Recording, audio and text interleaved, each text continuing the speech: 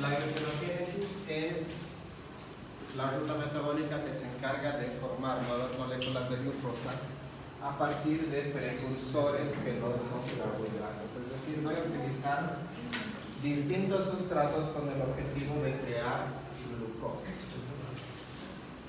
Entonces, la importancia de la gluconeogénesis es mantener constantes los niveles de glucosa en la sangre, principalmente en situación de ayuno. Porque como no estamos aportando carbohidratos a partir de la dieta, las células de nuestro cuerpo siguen demandando glucosa. Así que para evitar entrar en hipoglicemia es que ahí utilizamos gluconeogénesis.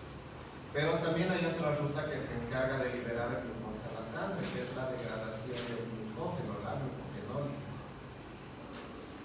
Entonces, primeramente, cuando entramos en ayuno, primero viene a actuar la degradación del glucógeno. Es decir, primero obtenemos glucosa a partir del glucógeno. Una vez que se acaba el glucógeno, que nos dura más o menos entre 12 y 18 horas, y seguimos sin consumir alimentos, pues ¿de dónde más vamos a obtener? Ahí es cuando tiene mayor protagonismo la gluconeogénesis.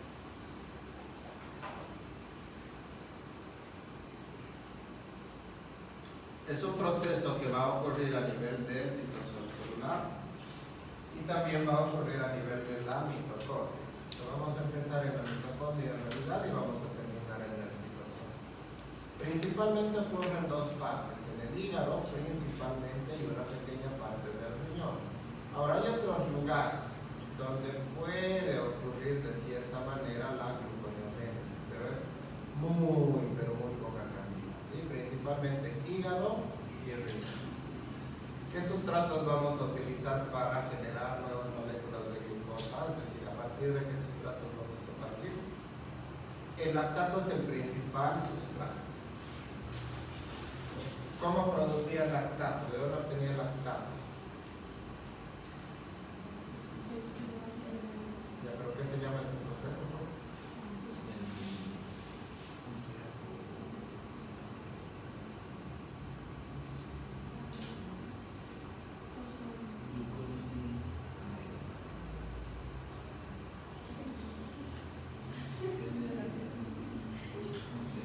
Glucólisis anaeróbica.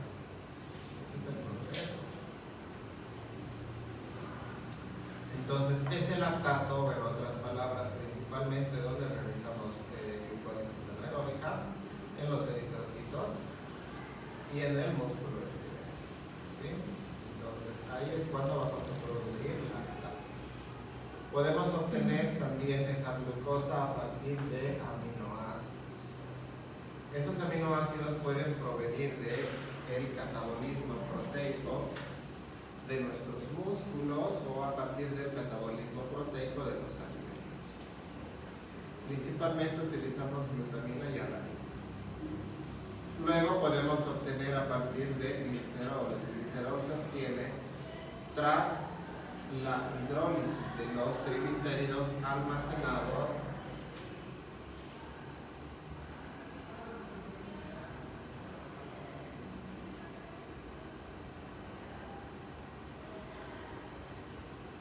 esos triglicéridos almacenados en tejido adiposo se van a romper, van a liberar ácidos grasos y van a liberar glicerol. Y este glicerol tiene que viajar hasta el hígado para poder convertirse en glucosa. El propionato es un producto del metabolismo de nuestra microbiota. Entonces las bacterias ahí en el intestino a partir de carbohidratos o a partir de ácidos grasos también pueden generar este metabolismo. Al lado derecho tenemos la gluconeogénesis y al lado izquierdo tenemos la glucólisis. El esqueleto, es decir, los compuestos que se van generando, son los mismos. Es exactamente lo mismo. Con relación a la glucólisis, ¿cuántas reacciones serán irreversibles? Tres, ¿verdad? La primera reacción, la tercera reacción y la última reacción. Entonces, para esas tres reacciones, en la glucólisis yo utilizo tres enzimas. Acá arriba, la primera reacción, ¿qué enzima se utilizaba? Glucosinasa o exocinasa. En la tercera reacción, fosfofructosinasa. Y en la última, piruvato-sinasa. Esas tres enzimas son exclusivas de la glucólisis. Y como catalizan reacciones reversibles, en la primera reacción, eso significa que la glucosa, una vez que se convierte en glucosa 6-fosfato, utilizando glucosinasa o exocinasa, no puedo volver al sustrato original. En la tercera reacción, por la fosfofructosinasa 1, una vez que genera fructosa en los fosfato, la misma enzima no puede hacer el paso de reacción. Lo mismo con la reacción número 10. Entonces, cuando realizamos gluconeogénesis, nuestro objetivo ¿cuál es? No es oxidar la glucosa hasta el piruvato, eso es lo que hace la glucólisis. Pero la gluconeogénesis lo que hace es llegar hasta glucosa, sintetizar. ¿Hasta qué arriba tengo que llegar? Parto desde aquí abajo. Por lo tanto, tenemos tres problemas. ¿Cómo voy a ir de abajo hacia arriba si no puedo utilizar esta enzima porque no hace el paso reverso? No puedo utilizar esta enzima de la glucólisis porque no hace el paso reverso, y no puedo utilizar esta enzima porque no hace el paso reverso. Entonces, ¿cómo podría solucionar esos tres problemas para poder crear estas nuevas moléculas de glucosa en la gluconeogénesis? La solución es utilizar otras enzimas que sí puedan hacer esa reacción. En esta reacción de acá, para convertir de piruvato hacia fosfenopiruvato, resulta que no se lo puede hacer de forma directa, es decir, no hay una enzima que convierta directamente de piruvato hacia fosfenopiruvato. Lo que se hace, por lo tanto, es añadir una reacción intermedia, es decir, un pasito. Primero se convierte el piruvato en oxaloacetato y el oxaloacetato recién genera fosfenopiruvato. Luego, a medida de que voy subiendo, son los mismos metabolitos, las mismas enzimas que se necesitan tanto en la glucólisis como en la gluconeogénesis. Lo mismo, hasta que llegamos a la mitad de ambos. ¿Qué sucedía en la reacción número 4 de la glucólisis? Cuando rompía, ¿verdad? ¿Qué voy a romper? La fructosa en los 6-bisfosfatos se rompe en dos partes iguales. Dihidroxiacetona-fosfato y gliceraldehído 3. Bueno, aquí está el gliceraldehído 3-fosfato. Estos dos. Pero con la glucólisis yo continúo a través de el gliceraldehído 3-fosfato. Por eso aquí está que esto se convierte, o la segunda molécula se va, o mejor dicho, la molécula de dihidroxiacetona-fosfato se va a convertir en otra molécula de gliceraldehído 3-fosfato. Y de ahí continuamos, ¿verdad? Con la glucólisis. Entonces, si estoy yendo en sentido reverso, ¿qué significa? Que a medida de que yo llego acá, tengo que generar una de dihidroxiacetona-fosfato y otra de gliceraldehído 3-fosfato. ¿Por qué? Porque yo necesito ambos para que se unan, se condensen y generen fructosa 1,6-bisfosfato. ¿Sí? Ahora, segundo problema, ¿cómo puedo ir de fructosa 1,6-bisfosfato hacia fructosa 6-fosfato? ¿Qué tendría que hacer? Yo veo a simple vista de que aquí hay 1,6 y aquí hay solo 6. ¿Qué significa? ¿Qué significa? ¿Qué ha podido pasar? ¿Qué cosa? Fosfato o no fósforo. Este tiene dos grupos fosfato, este solamente tiene uno. Entonces tengo que usar una enzima que se encargue de eliminar un grupo fosfato. ¿Okay? ¿Cómo se llamaban las enzimas que se especializaban en eliminar grupos fosfato? Fosfatasas. Entonces tiene que ser una fosfatasa la que realice eso. Entonces, al eliminar el grupo fosfato, voy a formar fructosa 6-fosfato. Esta reacción no hay ningún problema, sabemos que es reversible, se utiliza la misma enzima, hasta llegar a glucosa 6-fosfato. Y para convertir de glucosa 6-fosfato a glucosa, pues no puedo usar ni glucosinasa ni hexosinasa. ¿Qué tengo que hacer? Quitar el grupo fosfato. Así que voy a utilizar otra fosfatasa que me ayude a eliminar justamente ese grupo fosfato y voy a producir como producto final glucosa. ¿Y qué va a pasar con esa glucosa? Pues va a salir de la célula y va a pasar a la sangre. Por lo tanto, esto tiene que quedar claro. Estas reacciones, todas las que son reversibles de la glucólisis, significa que también participan con las mismas enzimas en la gluconeogénesis. Solo que vamos en sentido contrario, de abajo hacia arriba con la gluconeogénesis. Dicho eso, pues ahora sí describimos.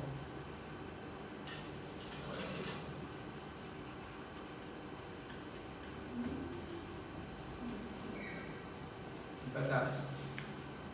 Vamos a partir del piruvato. Aquí está nuestra mitocondria. Este piruvato, que proviene de la glucólisis desde afuera, ¿verdad? Glucosa se oxida hasta piruvato. En condiciones anaeróbicas, el piruvato se reduce hacia la mitad, ¿verdad? Entonces, el piruvato, si estamos hablando de glucólisis aeróbica, tiene que ingresar a la mitocondria y sufrir una descarboxilación oxidativa para convertirse en acetilcoenzima A. Y esta molécula viene a iniciar lo que sería el ciclo de Krebs. Y de ahí seguimos generando. Eso es lo que normalmente sucedería con la glucólisis. Pero como estamos haciendo gluconeogénesis, el piruvato no se va a ir hacia la formación de acetilcoenzima, sino, ¿qué es lo que yo quiero? Quiero crear fosfoenol piruvato. Pero como esta reacción número 10 es irreversible, o sea, no lo puedo hacer al revés utilizando esa enzima, hemos dicho que íbamos a hacer un pasito intermedio, que era convertir el piruvato en oxaloacetato. Entonces, para convertir el piruvato a oxaloacetato, eso lo hacemos a través de la piruvato carboxilasa. Las enzimas que están aquí con doble R cuadro son las enzimas que participan en la gluconeogénesis. Entonces, el piruvato, para convertirse en oxaloacetato, primero le tenemos que adicionar un carbono y dos oxígenos. Esto es una carboxilación. Luego, para hacer ese proceso, voy a gastar energía, estoy gastando ATP. Si me fijo, está saliendo ADP y un fosfato. Significa gasto energético. Una vez que genere el oxaloacetato, este oxaloacetato tiene que convertirse en malato. Esta reacción es reversible del ciclo de Krebs. Entonces, por la malato deshidrogenasa. Una vez que se forma el malato consumiendo NAD reducido y produciendo NAD oxidado, este malato sale de la matriz mitocondrial hacia el citosol. ¿Por qué llegamos hasta malato? Porque ni el piruvato ni el oxaloacetato va a poder hacer eso. Ahora, ya que estamos afuera, el malato, por la misma malato deshidrogenasa, se va a convertir en oxaloacetato, consumiendo NAD oxidado, liberando NAD reducido. Una vez que tengo el oxaloacetato, este se va a convertir en fosfoenol piruvato, donde en este caso estamos consumiendo GTP, es decir, estamos consumiendo un nucleótido energéticamente equivalente al ATP, como decir ATP. Su grupo fosfato, porque fíjense, esto es GTP y este es GDP, es decir, ¿dónde está el fosfato? ¿Dónde está el tercer fosfato? Se ha añadido al oxaloacetato. Entonces la enzima fosfoenol piruvato carboxisinasa justamente cataliza este proceso. Le quita el fosfato de alta energía al GTP, lo añadimos al oxaloacetato, quitamos dióxido de carbono y se genera el fosfoenol piruvato.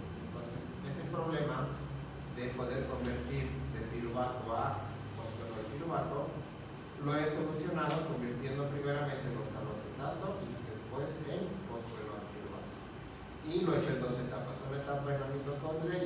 etapa en el citosol. A partir de acá todo ya sucede en el citosol. Aquí está el fosfenol piruvato. Entonces voy de fosfenol piruvato y voy en el sentido reverso del ciclo de Krebs que ya conocemos. Hacia 2-fosfoglicerato, 3-fosfoglicerato, 1,3-bisfosfoglicerato y gliceraldehído 3-fosfato. Eso sería por una molécula de piruvato. Pero resulta que yo necesito también generar dihidroxiacetona fosfato. Entonces, ¿de dónde voy a obtener esta otra? Para eso voy a utilizar otra molécula de piruvato. Voy a hacer exactamente lo mismo hasta llegar al fosfenol piruvato y este va a volver en las reacciones, se va a convertir en gliceraldehído 3-fosfato, pero por la reacción 5, que es su reaccionalización, se va a convertir en dihidroxiacetona fosfato. Ahora sí ya tengo los dos sustratos para que estos dos se unan y formen la fructosa 1,6-bis-fosfato. Ahora, para ir de fructosa 1,6-bis-fosfato a fructosa 6-fosfato, hemos dicho que tenía que suceder una eliminación de un grupo fosfato. Entonces, las enzimas que realizaban ese proceso eran las fosfatases. Y si nos fijamos aquí con doble cuadrito, la enzima se llama fructosa 1,6-bis-fosfatase, que es exactamente el mismo nombre del sustrato, solo que en vez de la terminación ato está ácido. Así que con la ayuda de una molécula de agua, esta enzima quita el grupo fosfato del carbono número 1 y generamos fructosa 6-fosfato. Con la misma enzima de la glucólisis hacemos isomerización hasta glucosa 6-fosfato. Y ahora para ir de glucosa 6-fosfato hacia glucosa utilizamos otra enzima que se llama la glucosa 6-fosfatase. Tiene el mismo nombre del sustrato, solo que le cambiamos a la terminación ácido. ¿Ya está? Entonces de esa manera, para llegar hasta glucosa y generar una molécula de glucosa, ¿cuántas moléculas de piruvato consumimos?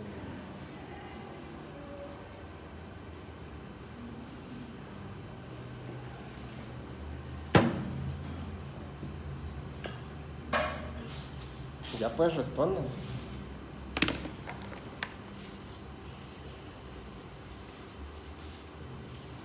¿La glucosa cuántos carbonos tiene? El piruvato tiene 3. ¿Cuántos necesito? 2 moléculas de piruvato.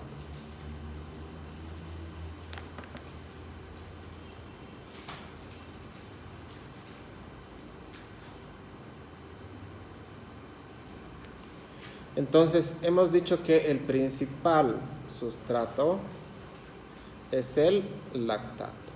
Ahora, volviendo.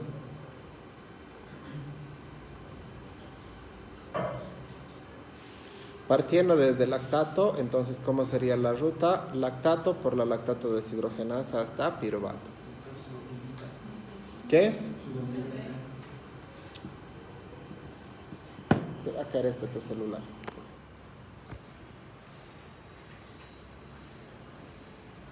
Aquí está el lactato. ¿Cómo crearía glucosa a partir del lactato? Lactato, piruvato. Piruvato entra. Piruvato es oxaloacetato, malato, sale el malato, oxaloacetato, fosfenol, piruvato.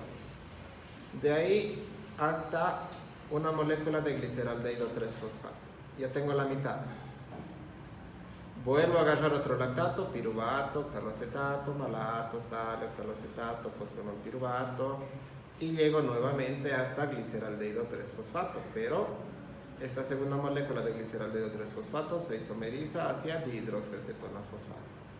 Estos dos se unen para formar fructosa 6-fosfato, le quito el fosfato, me queda fructosa 6-fosfato, isomerizo a glucosa 6-fosfato, le quito el fosfato y tengo glucosa. Y ya llegué. Entonces me estoy saltando esto porque son las mismas enzimas y esto es lo que ustedes me van a explicar así completito.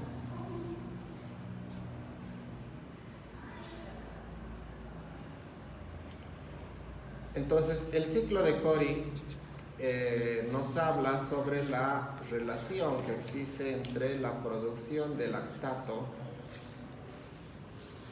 en el hígado, en el músculo esquelético, en los eritrocitos. Entonces, ¿qué relación hay entre esos tres lugares? El hígado es donde yo creo la glucosa, donde yo realizo la gluconeogénesis. Pero no es necesariamente el lugar donde yo produzco el lactato. El lactato se va a producir en los eritrocitos y en el músculo esquelético.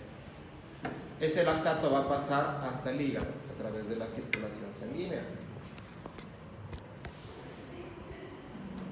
Pero también, ¿dónde más podía ocurrir la gluconeogénesis? En los riñones, ¿verdad? A nivel de corteza renal ocurre eso.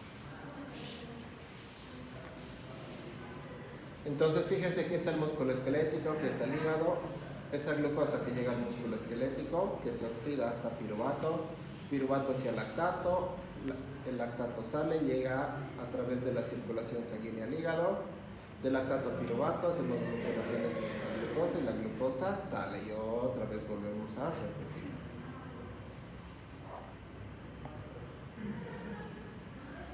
A partir de aminoácidos, entonces, esos aminoácidos que voy a utilizar para realizar gluconeogénesis o provienen del catabolismo proteico muscular o provienen del catabolismo proteico de los alimentos. Entonces, esos aminoácidos tienen grupo amino. Y en el metabolismo nosotros nos vamos a centrar al aminoácido glutamato y a la alanina. La mayoría de aminoácidos en su metabolismo al final van a terminar formando glutamato. Es decir, que al final se convierten hasta glutamato. Este glutamato por la ALT se encuentra con el piruvato producido por la glucólisis anaeróbica en el músculo. Estos dos reaccionan y lo que va a suceder es una transaminación. El glutamato es el aminoácido.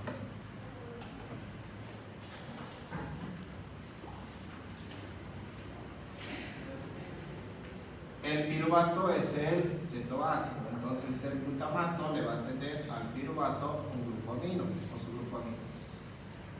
Al perder ese grupo amino, esto ya no es glutamato, sino que se convierte en un cetoácido, el alfa-cetoglutarato. El piruvato, al captar el grupo amino, ya no es un cetoácido, sino que se convierte en un aminoácido, el aminoácido alanina. La alanina va a servir entonces como medio de transporte de este nitrógeno que proviene del metabolismo de los aminoácidos hasta el hígado principalmente. Y en el hígado vamos a hacer el proceso reverso. El aminoácido alanina, otra vez por la alanina aminotransferasa, se va a encontrar con el cetoácido alfa-cetoglutarato del hígado. La alanina le va a ceder su grupo amino. Por lo tanto, la alanina deja de ser alanina y se convierte en un cetoácido, se convierte en piruvato. Y este piruvato va a ingresar a la gluconeogénesis y me va a generar glucosa. ¿Y qué sucede con el alfa-cetoglutarato? Al captar el grupo amino se convierte en glutamato. Y el glutamato va a ingresar hacia el ciclo de la urea para la eliminación de ese amoníaco general. Y esta glucosa que acabamos de generar en el hígado sale a la sangre y es distribuida donde llega el músculo y otra vez el mismo proceso.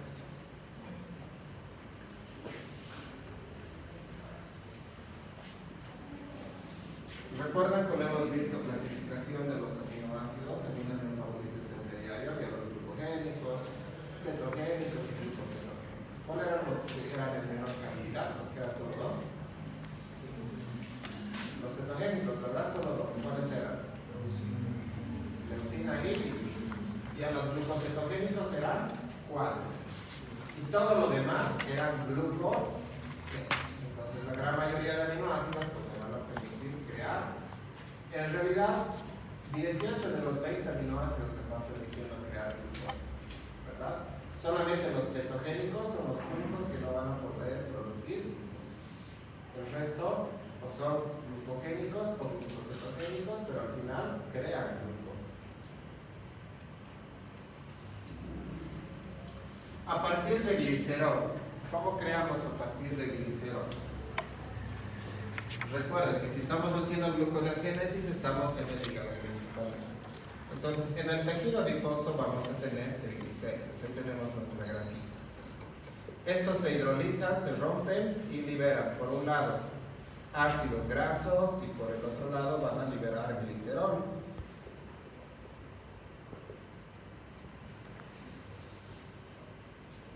Los ácidos grasos del tejido adiposo van a ser transportados por la albúmina hacia tejidos periféricos para ser utilizados como sustrato energético. Pero lo que nos interesa es el glicerol. El glicerol va a llegar hasta el hígado y se va a incorporar a la gluconeogénesis por acá. De glicerol hacia glicerol 3-fosfato. ¿Qué tipo de reacciones? A ver, aquí está, describan.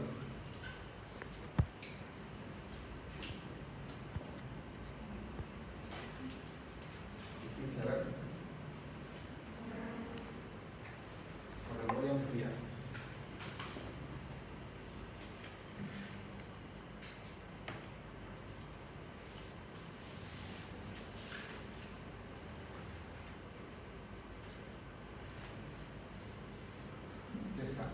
De glicerol hacia glicerol 3-fosfato. Ahí está la enzima, lo que entra, lo que sale. ¿Qué está sucediendo? Que a través de la glicerolcina se está agregando un grupo, un fosfato, y por eso pasa a llamarse glicerol 3-fosfato en su cadena de tercer carbono, es decir. ¿Cómo se llama esa reacción?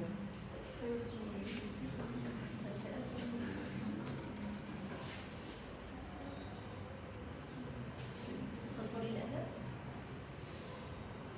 Una fosforilación de glicerol a glicerol 3-fosfato, ¿verdad? Y de glicerol 3-fosfato hacia el hidroxiacetona-fosfato.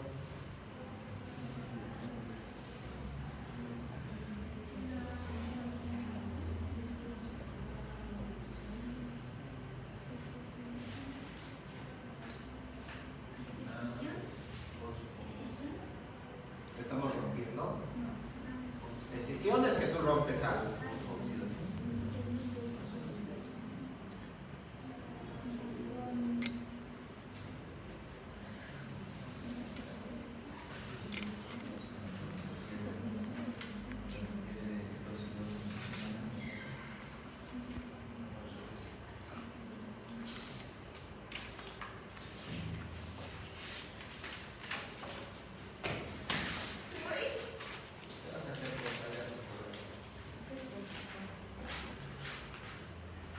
¿Qué está sucediendo?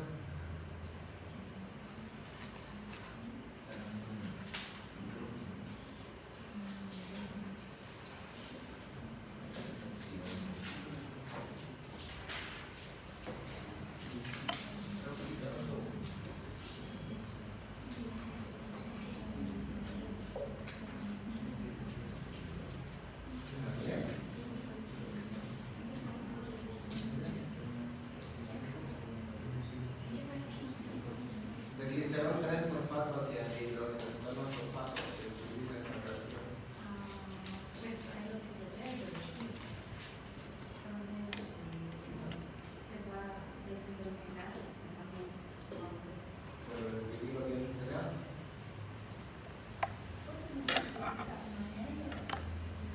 Pero me hablas pues incompleto. Describirlo bien. Se deshidrogena, o sea, tú dices se deshidrogenasa y se hidrogena. ¿Quién se deshidrogena?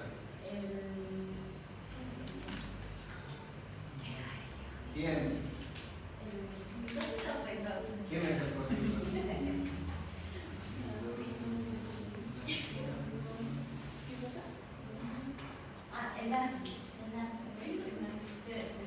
El reducido se vuelve líquido. ¿Se hablaba de reducido hasta arriba? Por eso, pues. Por eso, como es reversible,